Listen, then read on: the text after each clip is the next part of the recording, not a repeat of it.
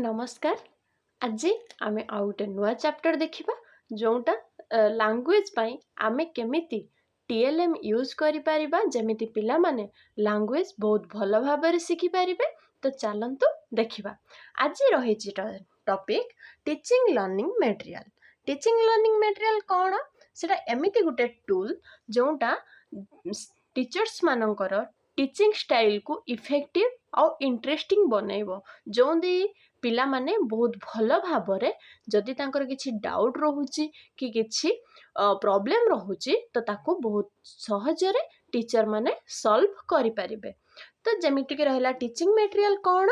गोटे टूल जोंटा टूल बा मटेरियल जोंटा टीचर्स टू मेक टीचिंग को कौन करिबे इफेक्टिव करिबे और लर्निंग को इजियर वे रे और इंटरेस्टिंग वे रे एवं मीनिंगफुल वे रे ताकू स्टूडेंट मानक पाखरे पहुंचेबे। ये थिला टीचिंग लर्निंग मटेरियल। एबे टीचिंग लर्निंग मटेरियल लर्नर मानक केमिति हेल्प करे ता विषय रे जानिबा। तो टीचिंग लर्निंग मटेरियल से कौन करे पिला मानकर कॉन्सेप्ट गुड़ा जो अच्छी सिलेबस रे से सब को बुझेबा को सहज करे, बहुत इजीली बुझे थाए और सपोर्ट करे टीचिंग और लर्निंग को। टीचर माने जो पढ़ाउचंती तांको भी बहुत सपोर्ट करे टीचिंग लर्निंग मटेरियल और पिला माने जो सिखुचंती लर्निंग को भी बहुत मैटर करे टीचिंग लर्निंग मटेरियल बहुत सपोर्ट करे। तो एठी कौन हेल्प करे और पिला मानन को हेल्प करे सिखिबारे जो से देखिबारे सुनिबारे और जो काम करूचंती से सब एक्टिविटी करियारे भी टीचिंग लर्निंग मटेरियल बहुत हेल्प करे। इतला टीचिंग लर्निंग मटेरियल केमिति पिला मानन को हेल्प करे। एबे देखिबा टीचिंग लर्निंग मटेरियल कौन इंपोर्टेंस दे थाए पिला मानन को केमिति इंपोर्टेंस दे थाए जो फल रे से बहुत भलो भाबरे टीचिंग माने टीचिंग करि पारंती बा शिक्षा को से माने बहुत भलो भाबरे बुझी पारंती।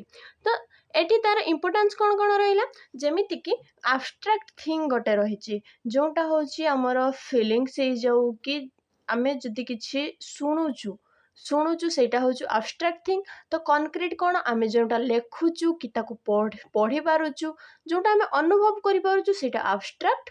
तो सेटू कौन आसीबो सुनिबाठू जदि आमे लेखिबा तो ताहले सेटा होचु कॉन्क्रीट को पळे आसीबो। आमे जो कथा कहूचु ताकू जदि टीचिंग लर्निंग मटेरियल द्वारा किछि एड्स टीचिंग एड्स द्वारा आमे जदि पिला मानन को पढ़ाउचु ताहले से होचु abstract concept to concrete concept को एटा ट्रांसफर होचु। एमिति कि एनईपी 2020 मध्ये भी कहिछि कि होचु जदि एब्स्ट्रैक्ट टू कॉन्क्रीट को आनिबा आउ समेटिव इवैल्यूएशन टू होचु हमर समेटिव असेसमेंट टू फॉर्मेटिव असेसमेंट को ट्रांसफर करिबा जहा द्वारा पिला बहुत भलो भाबरे क्लासरूम रे पढ़ी पारिबे। देन एटा होचु पिला मानकर इंटरेस्ट और अटेंशन को बहुत भलो भाबरे इंक्रीज करे थाए। देन आउ बेटर अंडरस्टैंडिंग रिटेंशन पिला मानकर जो टीचिंग लर्निंग मटेरियल द्वारा से माने बहुत भलो भाबरे बुझी थांती टीचिंग लर्निंग को। देन से माने एक्टिवली पार्टिसिपेशन करि थांती माने जो टीचिंग लर्निंग मटेरियल जानिबा द्वारा सिखिबा द्वारा से माने बहुत भलो भाबरे एक्टिवली पार्टिसिपेट करंती आउ शिक्षक मानक द्वारा से माने एनकरेज हे थांती। तापर देखिबा एथिरे कोलैबोरेट और एक्सपीरियंशियल लर्निंग को भी सपोर्ट करे जे कोलैबोरेटिव पिला माने केमिति पढ़ी पारिबे केमिति बहुत भलो भाबरे पीयर असेसमेंट करि पारिबे सांग साथी मानक भितरे से माने केमिति मिसिकी पाठ पढ़ी पारिबे से सब ऊपर भी टीचिंग लर्निंग मटेरियल ताको बुझे थाए। देन देखिबा एटा केमिति एटा होचु लर्नर सेंटर्ड ये टीचर सेंटर नुहे एटा होचु लर्नर सेंटर। जदि पिला माने एक्टिव रहउचंती पिला माने जदि निजे किछि प्रैक्टिकली करूचंती ताहले पिला माने बहुत भलो भाबरे जानि पारिबे। तो टीचर सेठी रहिले फैसिलिटेटर रहिबे किंतु डोमिनेटर हेबे नाही। आउ जो बोर्डम रिड्यूसेस बोर्डम कोन जदि जो माने पढ़ारे जदि बोरिंग आसुछि कि हाँ आमे सार कहउचंती से सब आमे सुनी सुनी हमको बोर लागुछु तो जदि टीचिंग लर्निंग मटेरियल थिबो ताहले क्लास को बहुत इंटरेस्टिंग और इफेक्टिव भी बनै हबो। ये थिला କିଛି importance of teaching learning material. ଏବେ ଦେଖିବା କ୍ୟାରେକ୍ଟରିଷ୍ଟିକ୍ସ, କ'ଣ କ'ଣ କ୍ୟାରେକ୍ଟରିଷ୍ଟିକ୍ସ ରହିଛି ଟିଚିଂ ଲର୍ଣ୍ଣିଂ ମେଟେରିଆଲରେ। ଟିଚିଂ ଲର୍ଣ୍ଣିଂ ମେଟେରିଆଲରେ କ୍ୟାରେକ୍ଟରିଷ୍ଟିକ୍ କ'ଣ କ'ଣ? ତ ଫାଷ୍ଟ ରହିଛି ମିନିଂଫୁଲ୍ ଆଉ ପର୍ପଜଫୁଲ୍। ଏହାର କ୍ୟାରେକ୍ଟରିଷ୍ଟିକ୍ସ ବହୁତ ମିନିଂଫୁଲ୍ ରହିଥାଏ ଆଉ ପର୍ପଜଫୁଲ୍ ବି ରହିଥାଏ। ଆଉ ଏଇଟା କଣ୍ଟେଣ୍ଟ ୱାଇଜ୍ ବହୁତ ଏକୁରେଟ୍ ରହିଥାଏ। କଣ୍ଟେଣ୍ଟ ୱାଇଜ୍ ଏଇଟା ବହୁତ ସହଜ ହେଇଥାଏ ଆଉ ୟୁଜ୍ ହେଇଥାଏ। କେମିତି ୟୁଜ୍ ହେଇଥାଏ? ସିମ୍ପଲ୍ ଆଣ୍ଡ ଇଜି ୱେରେ ୟୁଜ୍ ହେଇଥାଏ, ଯେଉଁଟା ପିଲାମାନଙ୍କୁ ବୁଝିବା ପାଇଁ ବହୁତ ସହଜ ହେଇଥାଏ। ଆଉ ଏଇଟା କ'ଣ ହେଇଥାଏ? ଏକ୍ସପେନ୍ସିଭ୍ ହେଇନଥାଏ। କାହିଁକି ନା ସମସ୍ତେ ତ ତାକୁ ପୁଣି ନିଜେ ନିଜ ଲାଇଫ୍ରେ ଏଇଟା ଏକ୍ସପେନ୍ସିଭ୍ ହେଇନଥାଏ। ତାପରେ ଏଇଟା ଅପ୍ ଟୁ ଡେଟ୍ ଥାଏ, ଯେଉଁଟା ହେଉଛି ପିଲାମାନେ ବହୁତ ଭଲ ଭାବରେ ଇଫେକ୍ଟିଭ୍ ୱେରେ ସେମାନେ ଲର୍ଣ୍ଣିଂ କରିପାରିବେ। ଆଉ ହେଉଛି ଏଇଟା କ'ଣ ହେଇଥାଏ? Suitable to the mental level of student. ପିଲାମାନଙ୍କର ଯେମିତି ବି ସିଚୁଏସନ୍ ହେଇଥାଉ, ସବୁ ପିଲାମାନଙ୍କ ପାଇଁ ଏଇଟା ହେଉଛି ସୁଇଟେବୁଲ୍ ରହିବ।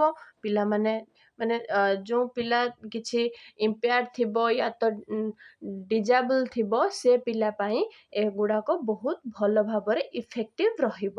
ଆଉ ଏଇଟା କ'ଣ ହେଇଥାଏ? ଆଟ୍ରାକ୍ଟିଭ୍ ଆଉ ଇଣ୍ଟରେଷ୍ଟିଂ ହେଇଥାଏ, ଯେଉଁଥି ଦେଇକି ପିଲାମାନଙ୍କୁ କ୍ଲାସ୍ ରୁମ୍ରେ ଆଉ ବୋର୍ ଲାଗେ ନାହିଁ। ଆଉ ଏଇଟା କ'ଣ ହେଇଥାଏ? Relevant to learning objectives. ଇଏ ଥିଲା ଟିଚିଂ ଲର୍ଣ୍ଣିଂ ମେଟେରିଆଲର କିଛି କ୍ୟାରେକ୍ଟରିଷ୍ଟିକ୍ସ। ଏବେ ଦେଖିବା types of teaching learning material. କ'ଣ କ'ଣ ଟାଇପ୍ସ ରହିଛି? ତ ଟିଚିଂ ଲର୍ଣ୍ଣିଂ ମେଟେରିଆଲର ଟାଇପ୍ସ ରହିଛି, first audio aids, second visual aids, third audio visual aids. ଇଏ 3 ପ୍ରକାର ରହିଲା। ଅଡ଼ିଓ ଏଡ୍ସ କ'ଣ? Learning through hearing.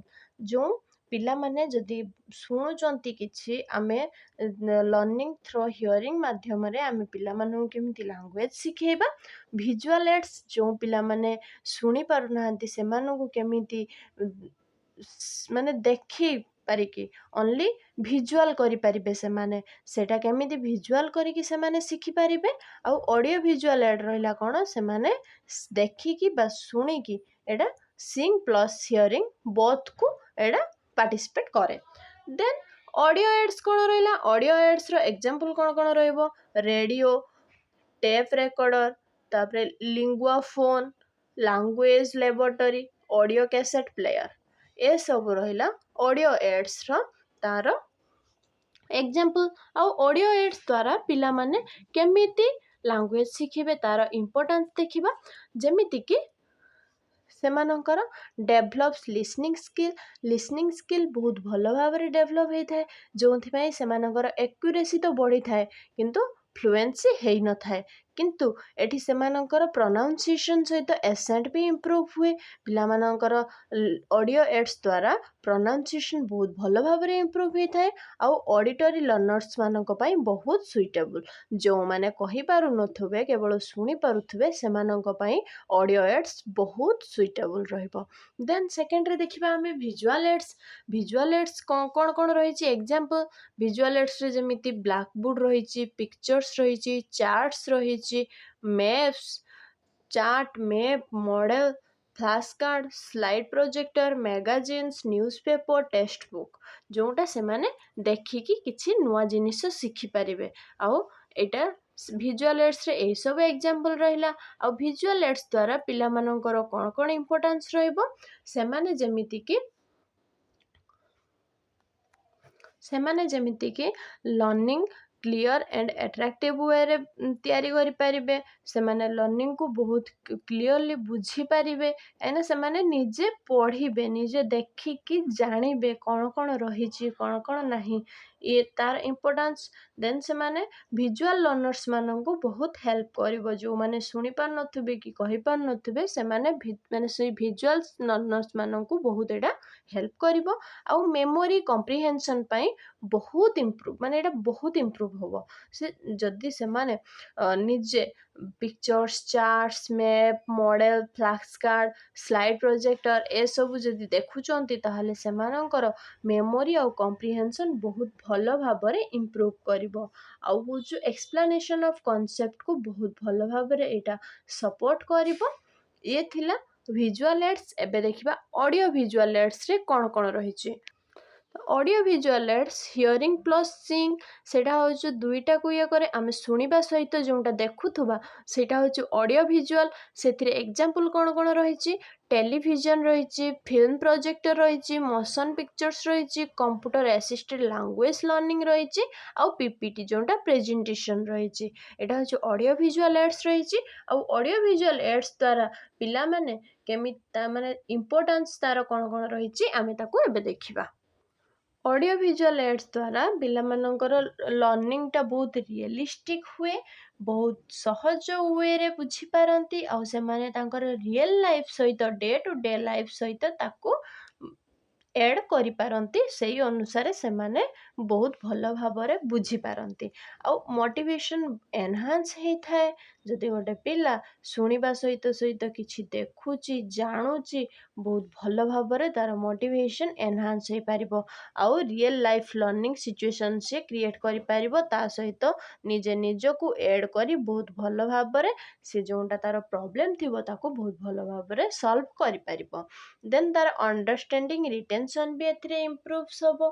Understanding improvement କେଉଁଥିରେ, ଅଣ୍ଡରଷ୍ଟାଣ୍ଡିଂ ରିଟେନସନ୍ କେଉଁଥିରେ ଇମ୍ପ୍ରୁଭ୍ ହେବ, ଅଡ଼ିଓ ଭିଜୁଆଲ୍ ଏଡ୍ସରେ ଇମ୍ପ୍ରୁଭ୍ ହେବ। ଦେନ୍ ଆଉ ଗୋଟେ ଜାଣିବା ମୋଷ୍ଟ ଇମ୍ପୋର୍ଟାଣ୍ଟ ରିଏଲିଆ କ'ଣ। ରିଏଲିଆ ଏମିତି ଗୋଟେ ଜିନିଷ ଯେଉଁଟା ହେଉଛି ରିଏଲ୍ ଆଣ୍ଡ ଟାଞ୍ଜିବୁଲ୍ ଅବଜେକ୍ଟସ୍, ଯେଉଁଟା ଟିଚିଂରେ ୟୁଜ୍ ହୁଏ।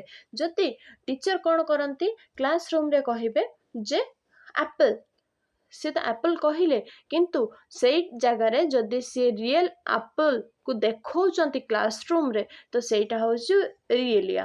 ତ ଯଦି ଡେ ଟୁ ଡେ ଲାଇଫ୍ ବା ରିଏଲ୍ ଲାଇଫ୍ରେ ଆମେ ୟୁଜ୍ କରୁଥିବା ଜିନିଷ ଏକ୍ଜାମ୍ପଲ୍ ଦେବା ସହିତ ପିଲାମାନଙ୍କୁ ସେଇ ଜିନିଷଟା ଦେଖେଇବା, ତ ସେଇଟା ହେଉଛି କ'ଣ, ରିଏଲିଆ। ରିଏଲିଆରେ ପିଲାମାନେ କ'ଣ ସେଇଟା ହେଉଛି, ତା'ର ଏକ୍ଜାମ୍ପଲ୍ ରହିଛି coins, news paper, maps, fruits, vegetables, stickers. ଯଦି ଏସବୁ ଦେଖେଇକି ପିଲାମାନଙ୍କୁ ଆମେ କିଛି ନୂଆ ଜିନିଷ ଉପରେ ଜାଣିବା ପାଇଁ ଇମ୍ପ୍ରୁଭ୍ କରାଇ ପାରୁଛେ, କିଛି ନୂଆ ଜିନିଷ ଜାଣିବା ପାଇଁ ପିଲାମାନଙ୍କୁ ଏଫେକ୍ଟ କରାଇ ପାରୁଛେ, ସେମାନଙ୍କୁ ଏଇଟା ରିଏଲିଆ ଉପରେ ଜଣାଯିବ।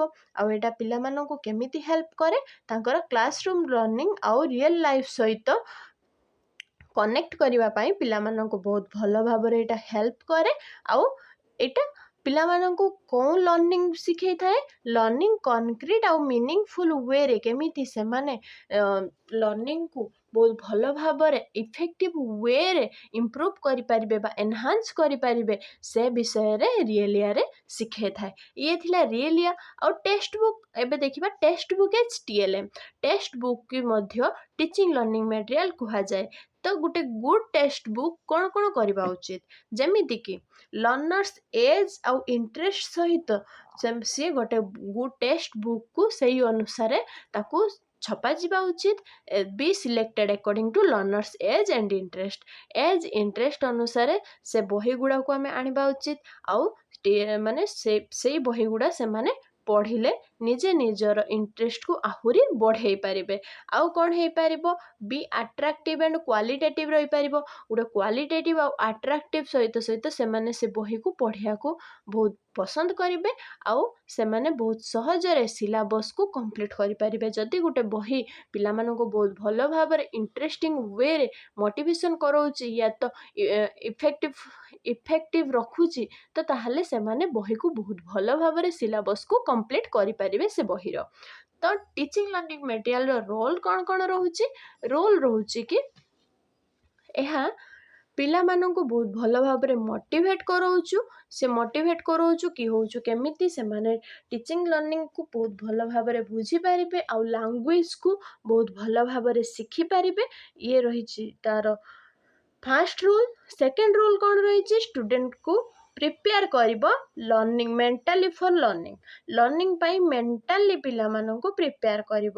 ଯଦି ଟିଚିଂ ଲର୍ଣ୍ଣିଂ ମେଟେରିଆଲ ଆମ କ୍ଲାସ ରୁମ୍ରେ ଯଦି ସାର୍ ପଢ଼ାକୁ ଇଫେକ୍ଟିଭ୍ କରାଉଛନ୍ତି, ଇଣ୍ଟରେଷ୍ଟିଂ ୱେରେ ପିଲାମାନଙ୍କୁ ପଢ଼ାଉଛନ୍ତି, ଡେଲି ନୂଆ ଟିଚିଂ ଲର୍ଣ୍ଣିଂ ମେଟେରିଆଲ ଆଣିକି ପଢ଼ାଉଛନ୍ତି, ତାହେଲେ ପିଲାମାନଙ୍କର ଏକ୍ସାଇଟମେଣ୍ଟ ବହୁତ ରହିବ ଯେ ବିଦ୍ୟାଳୟକୁ ଯାଇ ଆମେ କିଛି ଶିଖିବା, ଆମେ କିଛି ଜାଣିବା, ସେମାନଙ୍କ ମନରେ ଇଣ୍ଟରେଷ୍ଟିଂ ଆସିଯିବ। ଆଉ ସେମାନଙ୍କୁ ଯଦି ସବୁ କିଛିରେ ପାର୍ଟିସିପେଟ୍ କରିବା ପାଇଁ ଦିଆଯିବ ୱିଦାଉଟ୍ ଏନି ଜଜମେଣ୍ଟ, ତ ପିଲାମାନେ ବହୁତ ଭଲ ଭାବରେ ଯେଉଁ କ୍ଲାସ୍ ରୁମ୍ରେ ପାର୍ଟିସିପେଟ୍ କରିବେ। ଦେନ୍ ଥାର୍ଡ଼ କ'ଣ ରହିଲା, make lessons effective and interesting. ଏଠି କ'ଣ ହୁଏ, ଇଫେକ୍ଟିଭ୍ ଆଉ ଇଣ୍ଟରେଷ୍ଟିଂକୁ ତିଆରି କରେ, ଯେଉଁଟା ମୁଁ ଏବେ କହିଗଲି। ଆଉ ଇନକ୍ଲୁସିଭ୍ ଏଜୁକେସନରେ ଇନକ୍ଲୁସିଭ୍ କ୍ଲାସରୁମ୍ରେ TLMକୁ ଆମେ କେମିତି ବ୍ୟବହାର କରୁଛେ, TLM କେମିତି ସେଇଟା ବ୍ୟବହାର ହେଉଛି, ଯେମିତିକି ମାନେ ଯେଉଁ ସ୍ଲୋ ଲର୍ଣ୍ଣର୍ସ ରହିଛନ୍ତି, ସ୍ଲୋ ଲର୍ଣ୍ଣର୍ସମାନଙ୍କୁ ସେମାନେ ବହୁତ ଭଲ ଭାବରେ ତାଙ୍କର ସ୍ପେଶିଆଲ ନିଡ୍ କ'ଣ ରହିଛି ଯେ ସେମାନେ ଜାଣିକି ପିଲାମାନଙ୍କୁ ସେଇ ଅନୁସାରେ ଟିଚିଂ ଲର୍ଣ୍ଣିଂ ମେଟେରିଆଲ ଆଣିବେ ଆଉ ପିଲାମାନଙ୍କୁ ବହୁତ ସହଜରେ ବୁଝେଇବେ କି ସେମାନଙ୍କୁ ବି ଫିଲ୍ ହେବନି କି ଆମେ ଡିଜେବଲ୍ ପିଲା ୟା ତ ଆମେ ଇମ୍ପେୟାର୍ଡ ପିଲା। ତ ଦେନ୍ ଲର୍ଣ୍ଣିଂକୁ ଆମେ ଏଠି ଫ୍ଲେକ୍ସିବଲ୍ ବନେଇବା ଆଉ ଏକ୍ସେସିବଲ୍ ବନେଇବା, ଯେ ମେକ୍ ଲର୍ଣ୍ଣିଂ ଫ୍ଲେକ୍ସିବଲ୍ ଆଣ୍ଡ ଏକ୍ସେସିବଲ୍, ଯେଉଁଥିପାଇଁ ପିଲାମାନେ ବହୁତ ଭଲ ଭାବରେ ଇଣ୍ଟରେଷ୍ଟିଂ ୱେରେ କ୍ଲାସରୁମ୍ରେ ପଢ଼ିପାରିବେ। ଆଉ ଯେଉଁ ପିଲାମାନେ ପାର୍ଟିସିପେଟ୍ କରିଥିବେ କିଛି ଆକ୍ଟିଭିଟିରେ ହେଇଯାଉ, କିଛି ପ୍ରୋଜେକ୍ଟରେ ହେଇଯାଉ, ଯେଉଁ ପିଲାମାନେ ପାର୍ଟିସିପେଟ୍ କରିଥିବେ ତ ସେମାନଙ୍କୁ କ'ଣ କରାଯିବ, ସେମାନଙ୍କୁ ଏନକରେଜ୍ କରାଯିବ। ତ ଆଜି ରହିଲା ଟିଚିଂ ଲର୍ଣ୍ଣିଂ ମେଟେରିଆଲ ଏଇଠି କମ୍ପ୍ଲିଟ୍ ହେଲା। ନେକ୍ସଟ କ୍ଲାସ୍ରେ ଆମେ ଦେଖିବା ରିମେଡ଼ିଆଲ ଟିଚିଂ କ'ଣ, ଆଉ ସେଥିରେ ପିଲାମାନଙ୍କୁ ଆମେ କେମିତି ପଢ଼େଇ ପାରିବା ଆଉ ପିଲାମାନେ ଲାଙ୍ଗୁଏଜକୁ କେମିତି ରିମେଡ଼ିଆଲ ୱେରେ ସେମାନେ ବହୁତ ଭଲ ଭାବରେ ଶିଖିପାରିବେ ସେ ବିଷୟରେ ଜାଣିବା। ଆଜି ପାଇଁ ଏତିକି। କ୍ଲାସ୍ଟି ଭଲ ଲାଗିଥିଲେ ମୋ ସହ ଯୋଡ଼ି ରୁହନ୍ତୁ। ରହିଲି, ଥ୍ୟାଙ୍କ ୟୁ।